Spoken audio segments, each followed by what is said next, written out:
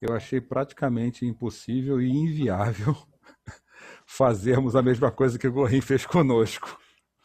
Então eu propus a eles, eu perguntei a respeito da ideia de fazermos cada tema em duas aulas. E assim sendo, a gente consegue explicar melhor, usar melhor o conteúdo e tudo mais, evitando que fique um negócio corrido, atropelado e tenha tempo, um tempo legal para a gente perguntar. Com isso, o curso não termina esse ano. Então, ele certamente terminará em janeiro. Dezembro é uma época muito corrida, como diz o Pablo, né, da Black Friday para frente. Vira uma correria, uma loucura, aquela coisa do povo querendo gastar o que não tem para comprar o que não deve, né? Aquela coisa toda. É verdade.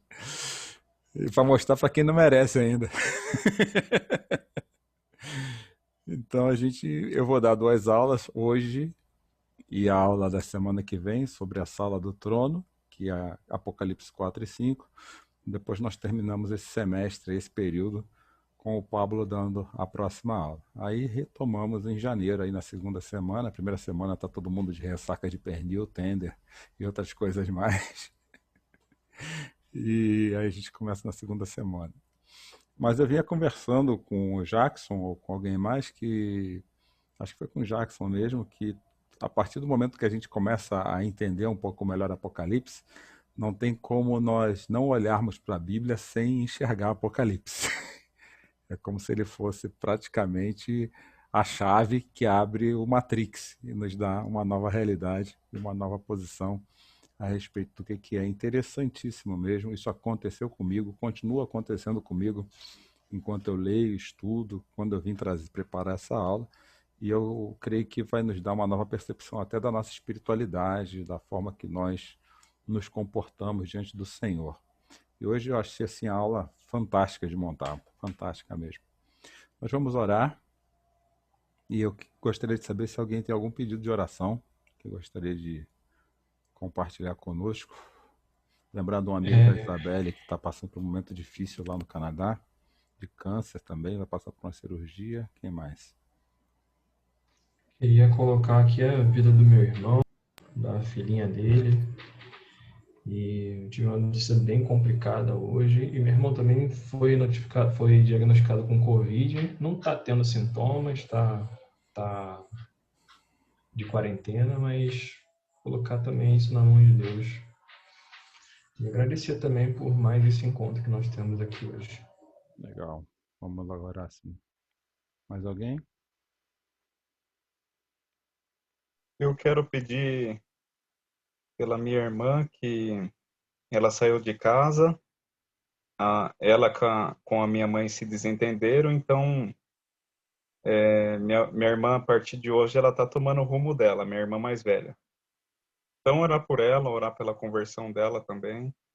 Ela foi da igreja já, só que por um momento ela saiu, hoje duvida até da existência de Deus, e ela saiu, ela e o filho dela de 10 anos. Então, orar por ela, Daiane. Daiane. Ok. A sua outra irmã, qual é o nome que é mesmo? Paula Casada? Ana Paula, Ana Paula. que mora em Sorocaba. É, e Leandro, seu cunhado, né? Isso, É, tá. Leandro. Vamos orar então. Pai querido, Pai bendito, ao Senhor toda a honra, toda a glória, todo o louvor pela nossa vida. Que o Senhor tenha misericórdia dos nossos erros que nos distanciam de Ti e humildemente colocamos eles diante do Teu altar nesse momento. Gostaríamos de colocar aqui diante do Senhor alguns pedidos de oração, fruto das nossas angústias, até da nossa própria pouca fé, mas na certeza que o Senhor está olhando para as nossas vidas com um olhar de misericórdia. Traz tuas bênçãos e tua graça sobre essa aula, sobre esse momento, que não seja um momento só de conhecimento, mas principalmente de transformação dos nossos atos, através do poder do teu Espírito. Abençoe, ó Deus, o irmão do Pablo, sua filha, que o Senhor esteja levando sobre a sua vida um pouco mais de conforto e tranquilidade nesse período da Covid, que ele passe por essa doença que tem trazido tantas tragédias, tantas lutas para as vidas, que ele passe sentindo-se protegido e guardado pelo Senhor e logo se restabeleça, ó Deus. E oramos, ó Deus, por todas as pessoas que vêm sido acometidas dessa doença. Oramos também por aqueles que precisam se conscientizar da gravidade dessa doença. Não, às vezes ela não afeta diretamente alguém, mas pode afetar alguém próximo. Papai, colocamos a vida da Daiane diante do teu altar, do seu filho, tu conheces o coração, a história, as obras da Daiane, e ela já teve contato com a tua palavra, mas o poder, a autoridade, soberania e autonomia do Senhor. Mas eu creio que o Senhor é capaz de olhar com misericórdia sobre a vida dela, que traga paz entre ela e sua mãe, que dê tranquilidade ao Paulo também, diante desse dilema em sua família, que a paz do Senhor esteja no coração do Paulo. Ó Deus, que amanhã seja um dia para que o Paulo esteja tranquilo no Senhor. Nós precisamos de homens de fé, crentes no Senhor Jesus, nesses lugares que são essenciais para a gestão da vida. E se convier ao Senhor que o Paulo inicie uma carreira nessa área, que a tua bênção esteja sobre ele. Nós vamos orar, ó Deus, pela nossa casa, nossos filhos, orar, ó Deus, pela vida do seu Exaltino, da dona Íria, que a tua misericórdia continue acompanhando esse casal tão querido. Nos abençoa com o teu conhecimento na aula de hoje. É o que nós pedimos e agradecemos em nome de Jesus. Amém. Meus amados, compartilhando a minha tela de hoje.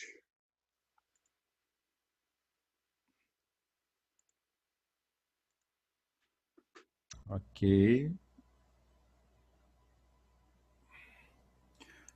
Vamos lá. Hoje nós estamos focados no capítulo 4 e no capítulo 5.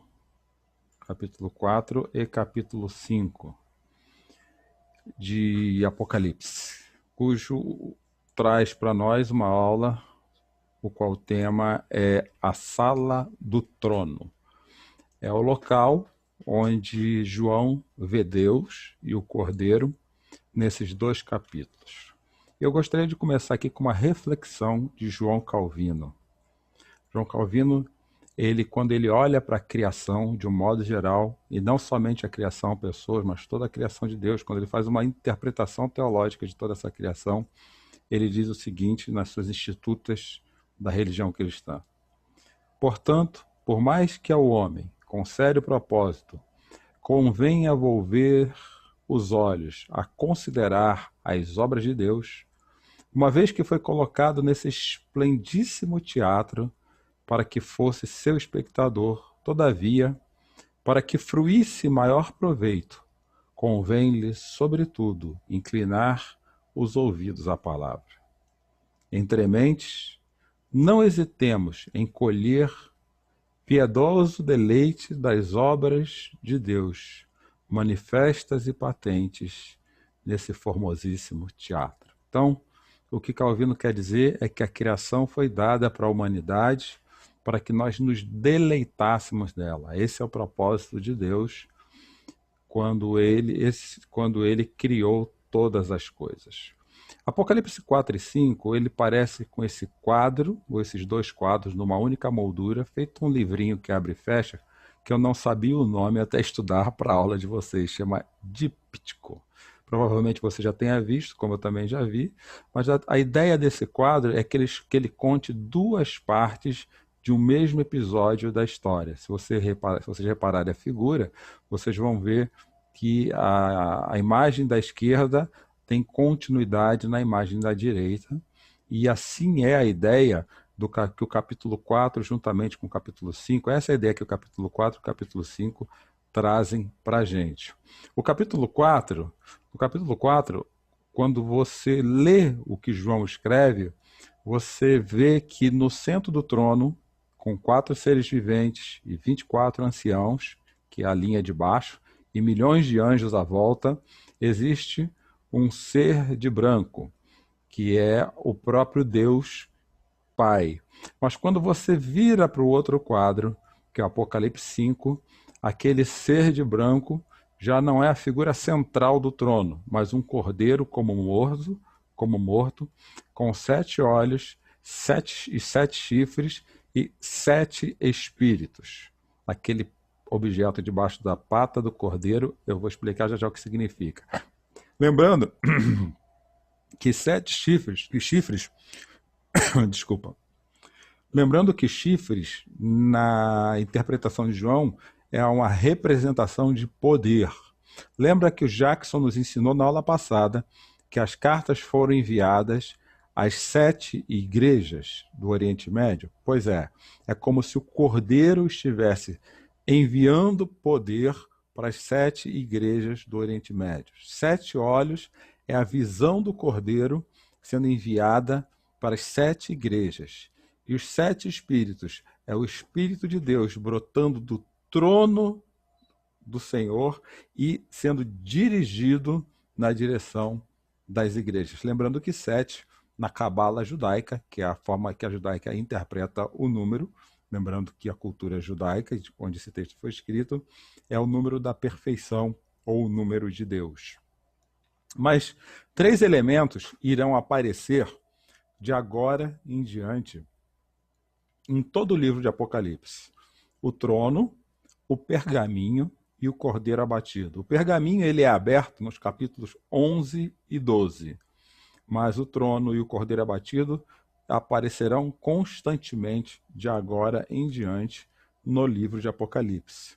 O livro de Apocalipse, essa é uma imagem que eu trouxe de um outro aplicativo que eu uso, para vocês entenderem, ele foi escrito mais ou menos no ano de 90 a 95 depois de Cristo. Então vocês vão ver uma série de eventos históricos acontecendo. AD é Anno Domini, ou depois de Cristo, tá bom? E você vai perceber que de 37 a 41, Calígula, ele está no poder. 41 a 54, outro imperador chamado Cláudio entra no poder. Depois você vai ver Nero no poder. E quando entra, no período do governo de Nero, que os romanos destroem Jerusalém, que é aquele período de Atos capítulo 6, quando Estevão é apedrejado. E dali em diante, a igreja ela é espalhada por todo o Oriente Médio.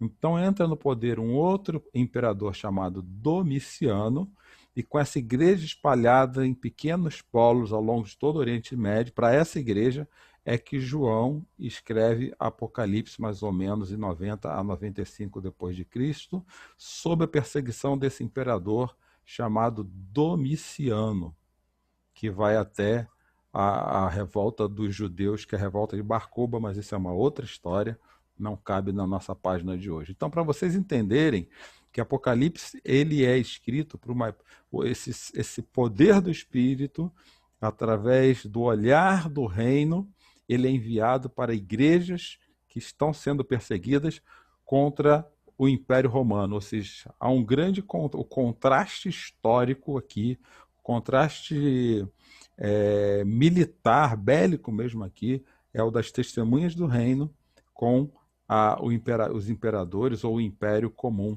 da época.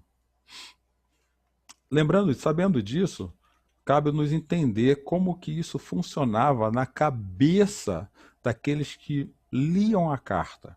Esse é um exemplo em pequena escala de uma sala do Império Romano. Então, os imperadores eles eram colocados a sala do trono dos imperadores romanos, elas eram muito grandes, todas bem ornamentadas, coloridas, geralmente muito ouro à volta, e não só dos romanos, mas dos imperadores de outras grandes nações. Existiam outras grandes nações na época, apesar do Império Romano ser a maior nação. Nós vimos isso aí no começo da nossa série. A ideia dessa ostentação era mostrar a autoridade e o poder daquele imperador. Em alguns contextos, os imperadores se nomeavam deuses. Então, dentro dessa oposição do reino, a oposição do governo comum, o que acontece? Apocalipse ele começa a mostrar que quem manda, quem reina, na verdade, sobre toda a criação, não é César, mas é o próprio Deus. Então a mensagem primária de Apocalipse 4 é o quê? A soberania é de Deus, é Deus quem reina, não é Roma. E isso era para ser transmitido através de uma igreja pequena, ou de pequenas igrejas, totalmente fragilizada no seu contexto social, político e cultural, que estava sendo perseguida, vendo seus filhos, vendo seus companheiros sendo levados à morte, à perseguição, queimados em cruzes o tempo todo. Mas, afinal de contas, quem é esse Deus sentado no trono? O capítulo 4, ele nos dá algumas características desse Deus. Em primeiro lugar, ele vai dizer que esse Deus é um Deus esplendoroso. Quando chega no verso 3 do capítulo 4, há uma descrição do trono que está sentado esse Deus de Apocalipse. Era aquele que estava sentado, era semelhante a jaspe e sardônio, e um arco-íris, parecendo uma esmeralda, circundava o trono. Essa frase arco-íris circundando o trono, ela nos remete, eu vou explicar já sobre isso, ela nos remete a Gênesis 1 e 2. Aliás, perdão, ela nos remete a Gênesis, quando Deus destrói toda a humanidade e ele sela uma promessa com Noé, falando que não destruiria mais a humanidade por dilúvio. Então ela apresenta o quê? A fidelidade de Deus. O arco-íris nos remete à fidelidade de Deus. Então, além de ser um Deus esplendoroso, o Deus que estava sentado, que está sentado no trono, é diferente do Deus César, do César que se diz Deus, porque ele é fiel de geração em geração. E esse Deus, além de ser fiel, é o Deus criador, porque o Deus que aparece em Apocalipse é o mesmo Deus que aparece em Gênesis, fazendo uma aliança com Noé. E ele tem um amor tão grande pela sua criação que no capítulo 11, versículo 18, eu me adiantando agora alguns capítulos, esse Deus promete destruir todos aqueles que destroem a terra. E a palavra terra aqui no grego ela escreve G, transliterando para o português. A ideia aqui é terra-planeta. Então percebam bem o grau de responsabilidade que nós, discípulos do reino, temos na conservação da criação de Deus. A palavra é clara. As nações se iraram e chegou a sua ira. Chegou o tempo de julgares os mortos e de recompensares os seus servos. Aqui é o período do julgamento, tá? Que vai ser falado numa aula mais adiante, provavelmente no próximo ano. Os profetas e os teus santos e os que temem o teu nome, tanto os pequenos como os grandes. Então ele fala da igreja, dos discípulos, e vai destruir os que destroem a terra. Para vocês entenderem e nós entendermos o quão importante é para Deus a criação dele, o quanto ele ama a criação a ponto de, em Apocalipse, dizer que ele vai destruir quem destruir a terra. Então nós vemos Apocalipse capítulo 4 nos conduzindo o quê? Para Gênesis 1 e 2. Então, esse Deus que está sentado num trono sublime é o Criador fiel que vem julgar aqueles que estão destruindo a criação dele. E o que é? E além disso, esse Deus é um Deus que é um santo juiz. É interessante Apocalipse 4:8 usar essas três palavras iguais juntas. Isso tem um propósito. Santo, santo, santo é o Senhor, o Deus Todo-Poderoso, que é e que há de vir. Essa palavra, ela nos remete a um profeta do Antigo Testamento, ou seja, o profeta Isaías. Esse era o hino cantado pelos querubins em Isaías capítulo 6. E por que 3 vezes santo? Porque na língua hebraica não tem superlativo. Muitíssimo, por exemplo, grandíssimo, nem sei se existe grandíssimo, mas vocês entenderam o que eu quis dizer. Então costumava-se dizer 3 vezes a mesma palavra para criar, para dar a essa expressão uma intenção superlativa. Então ele está dizendo que esse Deus que está sentado nesse trono sublime, esse Deus, além de ser um criador que ama tanto a sua criação, a ponto de querer matar, de matar aqueles que destroem a sua criação, ele faz isso porque ele é um juiz santo. Ele é capaz de julgar todas as coisas. E quando eu vejo esse juiz santo sentado no trono, no versículo 5 do capítulo 4, o versículo 5 nos traz uma outra figura de imagem do Antigo Testamento. Do trono saíam relâmpagos, vozes e trovões. Diante dele estavam acesas 7 lâmpadas de fogo, que são os 7 Espíritos de Deus. Espíritos de Deus. Aonde no Antigo Testamento nós vemos o povo diante de relâmpagos, vozes e trovões? Aqui Deus fala com João através de uma imagem, de uma experiência que o povo de Deus viveu no Antigo Testamento, por assim dizer. E uma das vezes que isso acontece é em Êxodo capítulo 19, versículo 16. Ao amanhecer do 3º dia, houve trovões e raios, e uma densa nuvem cobriu o monte, e uma trombeta ressoou fortemente. Uma coisa que Apocalipse usa muito são figuras de linguagem do Antigo Testamento para serem representadas no Novo Testamento. Aquela cena do fogo, do enxofre, que a Apocalipse mais tarde vai nos mostrar no dia do julgamento, nos remete a tudo aquilo que aconteceu no Sinai com o povo também. Então, antes de termos uma leitura mística de Apocalipse, ela não deixa de ser transcendente. Eu estou falando mística de Apocalipse. Nós precisamos entender que figuras de linguagem João estava usando, já que, lembrando as aulas anteriores, a intenção de Apocalipse é muito mais mexer com a imaginação dos seus ouvintes do que uma interpretação literalista daquilo que é dito. Além de ser um Deus esplêndido, um Criador fiel e um santo juiz, o Deus que Apocalipse 4 mostra é um Deus soberanamente transcendente, pois que aquele que senta no trono será descrito pelo restante do livro como um Deus poderoso, como um governante sobre os quais nenhum plano ou nenhum governo pode frustrar. Isso tem tudo a ver com o momento que nós estamos vivendo hoje no nosso país. Nenhum governo pode frustrar os planos de Deus, independentemente da sua ideologia. Nenhum governo. Nós precisamos aprender a viver isso. Tanto que essa visão apocalíptica do trono, ela tem uma perspectiva que não é somente religiosa.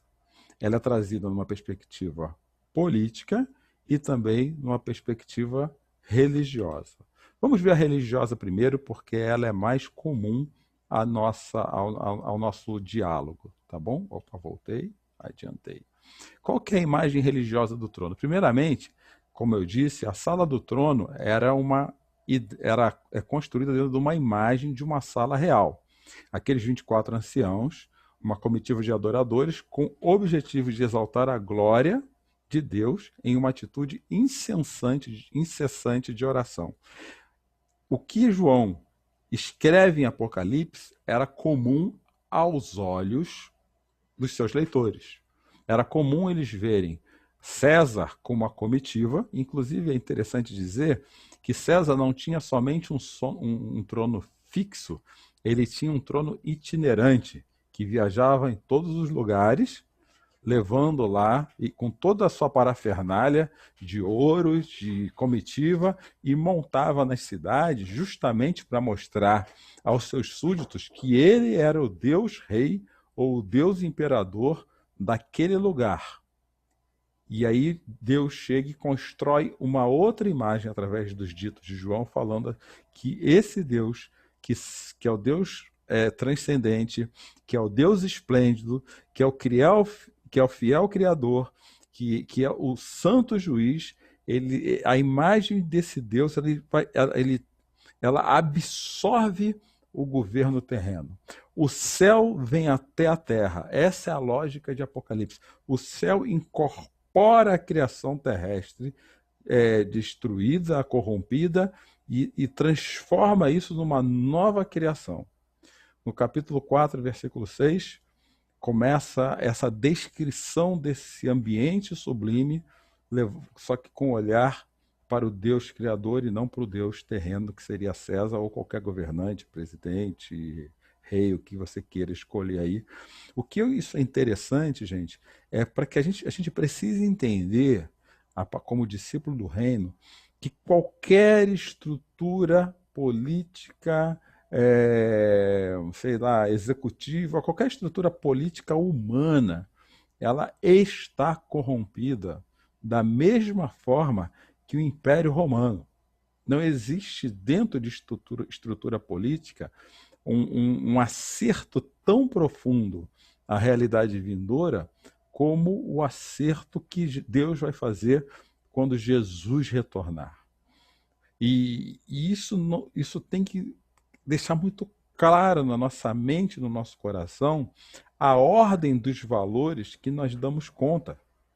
Porque se bobear, é muito fácil nós idolatrarmos os valores da estrutura política e fazer deles nossos ídolos em detrimento dos valores do reino.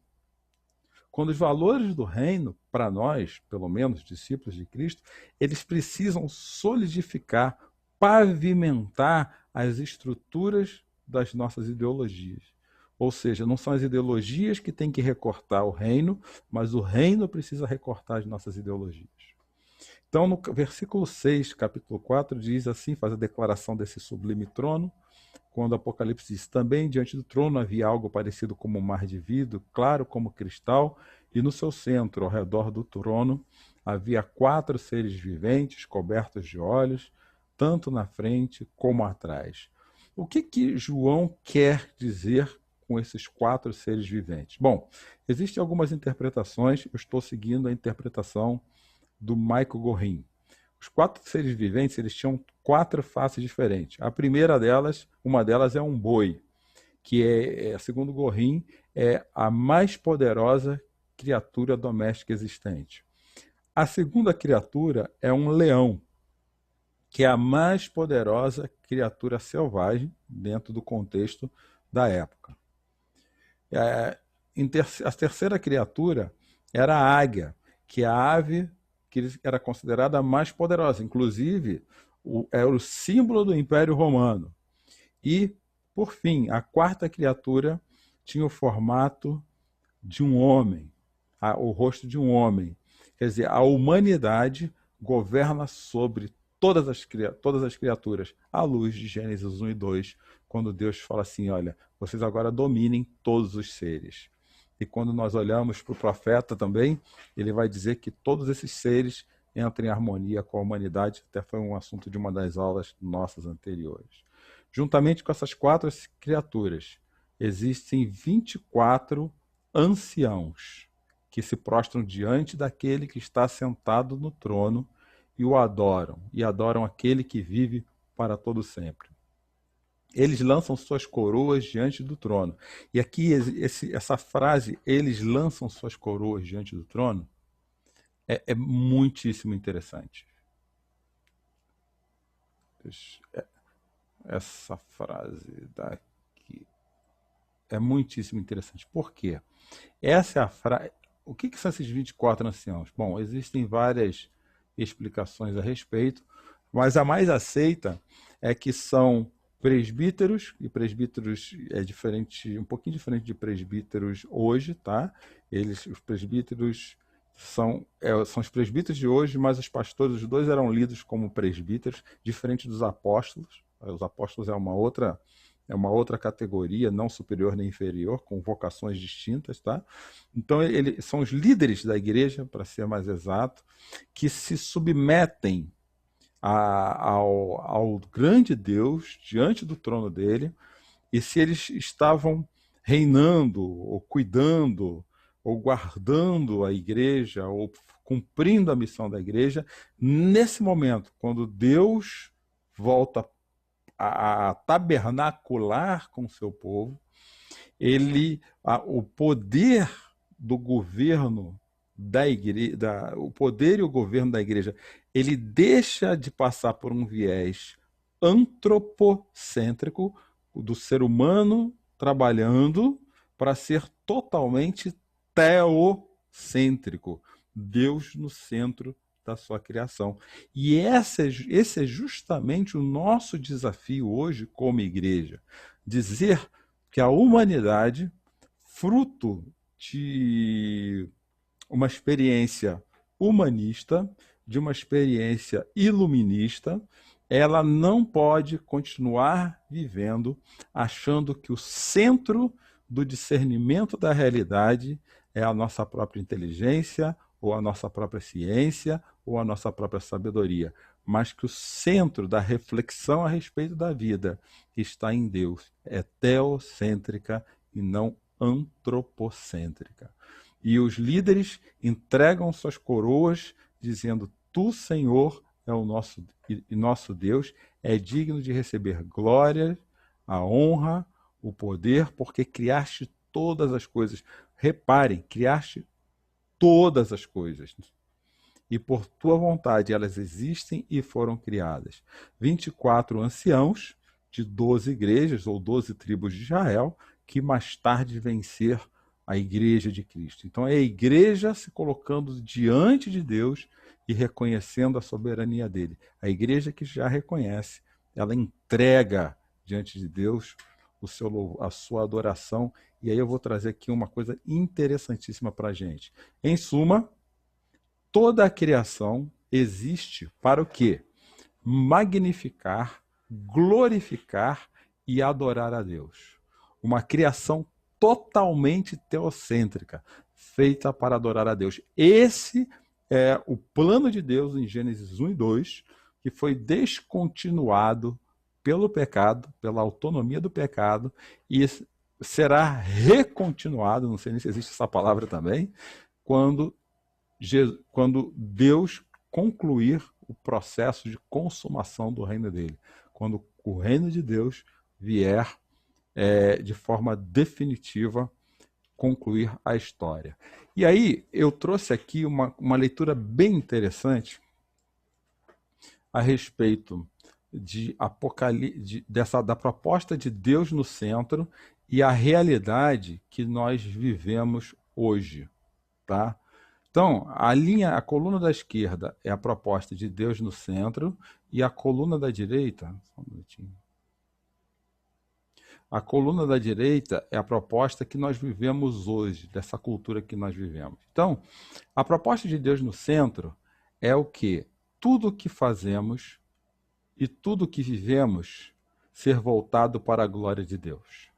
A cultura iluminista que nós vivemos hoje, individualista, ela é antropocêntrica, ou seja, tudo que o ser humano faz é voltado para a sua necessidade. E isso tem afetado diretamente o modelo de espiritualidade cristã, o modelo de culto que nós temos vivido nas igrejas, na nossa igreja, inclusive, que é o seguinte: a ideia de fazermos um culto teocêntrico é quando os discípulos de Cristo se reúnem, e não somente eles, mas toda a criação, para celebrar a espera da eternidade, para aguardar a ressurreição. Ou seja, um culto é uma celebração cósmica de todo o cosmo, criação como cosmo, ao Deus criador de todas as coisas.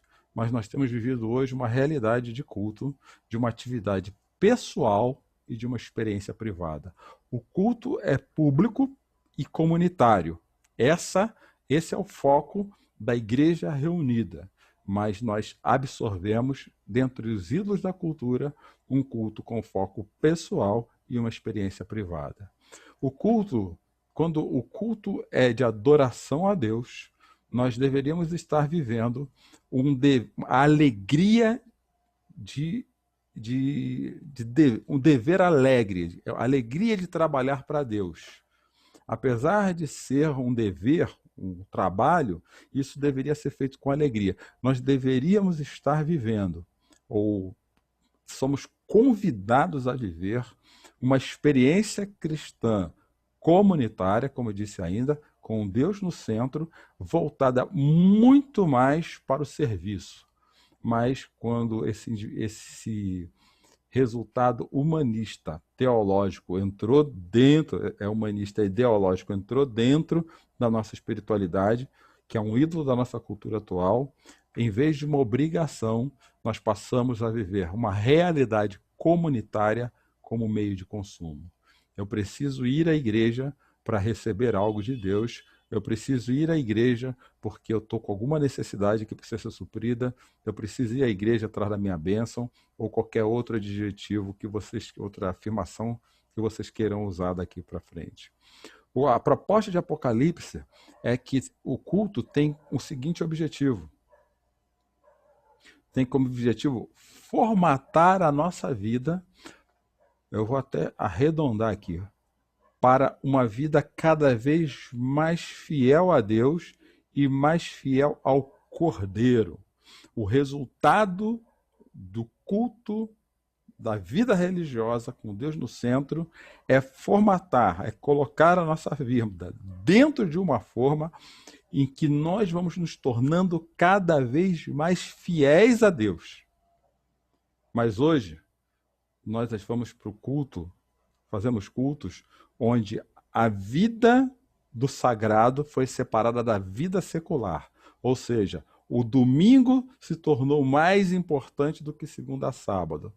Quando a ideia que Deus tem, aquilo que Deus vem nos propor, não é uma ideia, é uma proposta que precisa ser aceita por nós, é que quando eu estou participando de uma celebração de culto, Deus vem nos ensinar através da sua palavra, como diz Calvino lá em cima no início da minha fala, que a vida é a adoração e não o dia que eu vou à igreja é uma fuga de uma vida real. Muitas pessoas vão até o culto para fugir da realidade da vida, pensando que Deus está ali para livrar ela dos problemas da vida. Mas, na verdade, Deus, através da sua palavra, que para mim é a parte central do culto, ele vai nos ensinar. Por isso que o culto é um treinamento, é um momento de equipar a igreja.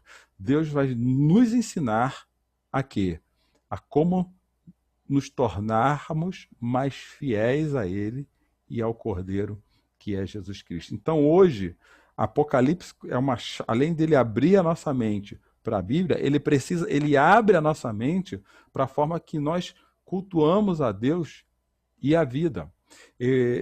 Pode ser que esteja mais à frente ou não me recordo, mas algo que eu li muito interessante, que eu aprendi nesse estudo, é que a vida religiosa com Deus é muito mais do que a adoração a Deus, a adoração a Deus é muito mais do que oração e música. A adoração a Deus é o resultado de uma vida teocêntrica, comunitária, que trabalha e serve a Deus com alegria, fiel a Deus e ao Cordeiro, e que está disposta a aprender como viver com Deus.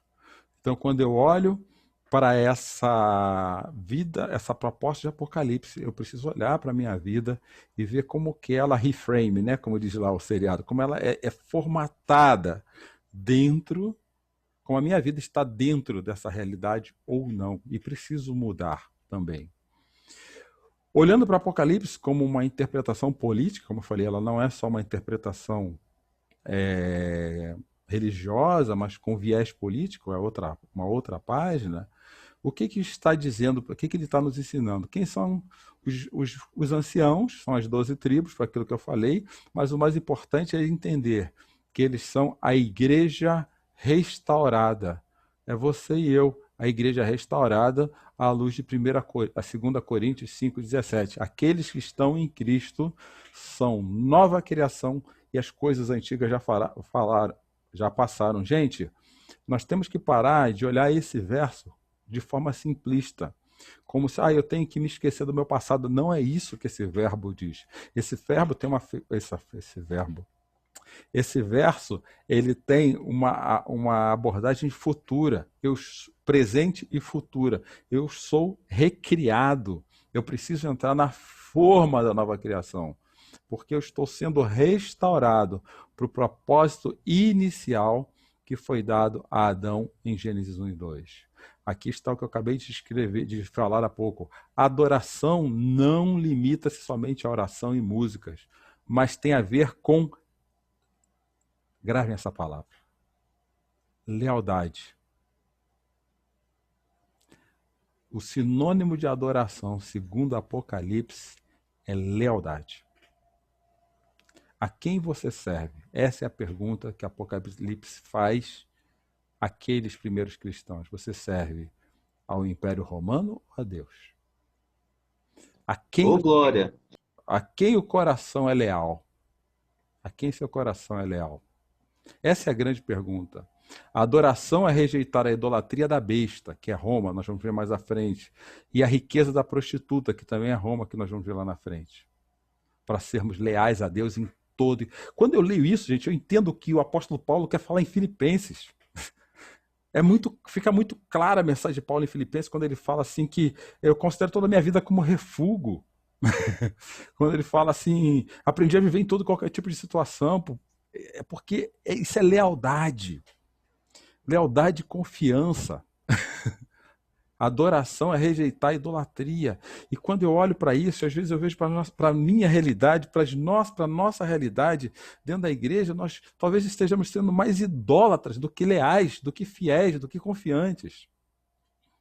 Os encontros passam a ser momentos em que você é equipado para ter uma obediência leal em suas vidas públicas.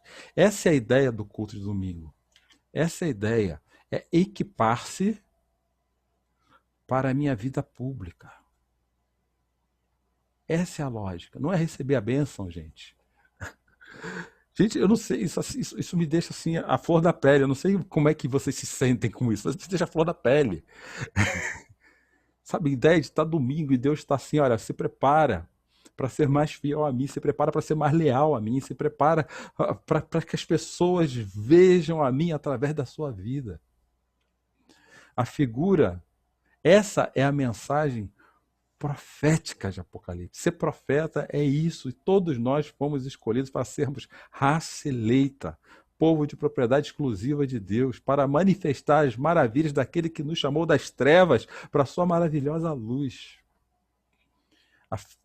O centro da mensagem apocalíptica é uma vida de adoração a Deus,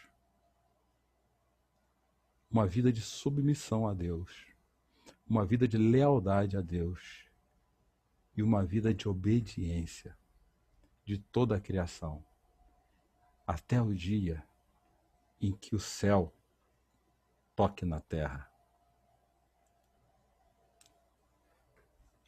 Em resumo, da parte 1 de hoje, a parte 2 é como isso vira para o Novo Testamento, porque até aí isso é comum até a qualquer rito judaico, mas a essência é a mesma. O santo nome de Deus é sagrado em adoração no céu. O domínio soberano de Deus sobre toda a criação é reconhecido e celebrado no céu. A vontade de Deus é feita no céu e traz a nós uma imagem de adoração, submissão, lealdade e obediência de toda a criação. Gente, quando eu falo céu, quando eu falo de recriação, isso rompe Isso precisa romper com um conceito que nós temos que céu é paraíso. Não tem nada a ver. Esse é um conceito da Idade Média. Céu, para a Bíblia, é a recriação, é a restauração da criação. É a nova criação. É aqui. Esse conceito de que nós vamos para um paraíso, isso foi criado na Idade Média. Esse conceito de que céu está lá em cima e inferno está lá embaixo é um conceito da Idade Média. Nós temos que aprender a ser fiéis e leais aqui. Aqui. Na terra como no céu. É a oração que Jesus nos ensinou. Lembra da oração do Pai Nosso? Isso se tornará verdade. Mas quando? Essa pergunta só Deus sabe, né? Ou seja, o que eu tenho trazido aqui hoje para nós é que Apocalipse 4 pode ser qualquer imagem apocalíptica judaica. Deus governa e a criação.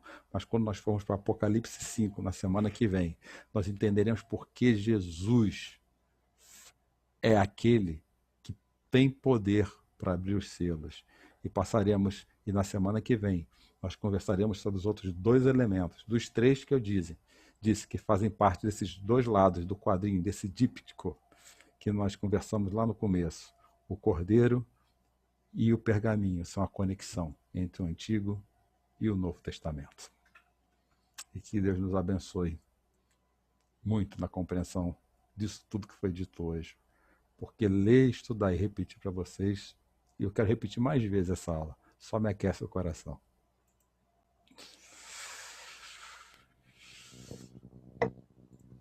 Muito bem. Fantástico, né? Fantástico. Acho que o pastor está sendo beneficiado esse mês, né? Porque converge muito com a série. Eu estava ouvindo aqui você falando e como converge, né? A série que a gente está falando aos domingos. É fantástico, assim, essa comunicação entre as partes. Né? E foi Jesuscidência, porque eu não planejei isso, não. Mas é fantástico.